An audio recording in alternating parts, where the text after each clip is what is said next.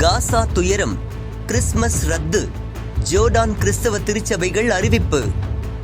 காசா மக்களுக்கு ஆதரவு தெரிவிக்கும் வகையில் இந்த ஆண்டு கிறிஸ்துமஸ் கொண்டாட்டங்களை ரத்து செய்வதாக ஜோர்டான் கவுன்சில் ஆஃப் சர்ச் அறிவித்துள்ளது.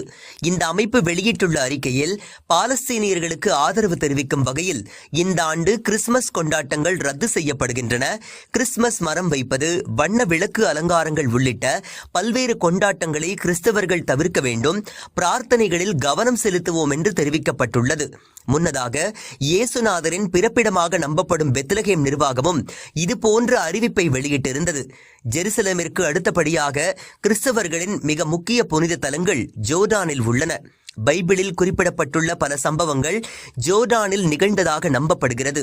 அதே நேரம் 97% இஸ்லாமியர்கள் வசிக்கும் ஜோர்டானில் 2% மட்டுமே கிறிஸ்தவர்கள் வசிக்கின்றனர்.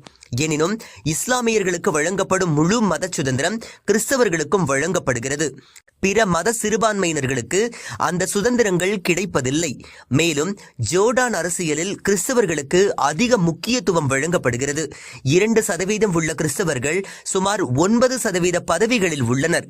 துணை பிரதமர் வரை பதவி வகித்துள்ளனர். இதற்கு காரணம், பல நூறு ஆண்டுகளாகவே ஜோர்டான் இஸ்லாமியர்களோடு மிகுந்த பிணைப்பு கொண்டவர்களாக கிறிஸ்தவர்கள் வாழ்ந்து வருகின்றனர். உதுமானிய சாம்ராஜ்யத்தை எதிர்த்து அரபுகள் போரிட்ட போது அரபு முஸ்லிம்களின் படையில் ஜோர்டான் கிறிஸ்தவர்கள் இடம்பெற்றனர். இஸ்ரேலை எதிர்த்து 1948, 1967, 1978 ஆண்டுகளில் அரபு நாடுகள் போர் தொடுத்த போது அரபு முஸ்லிம் நாடுகளின் படைகளில் ஜோர்டான் கிறிஸ்தவர்கள் இடம்பெற்று இஸ்ரேலை எதிர்த்து போரிட்டனர். இதனால் ஜோர்டானின் தவிர்க்க முடியாத அங்கமாக அங்குள்ள கிறிஸ்தவர்கள் வாழ்ந்து வருகின்றனர்.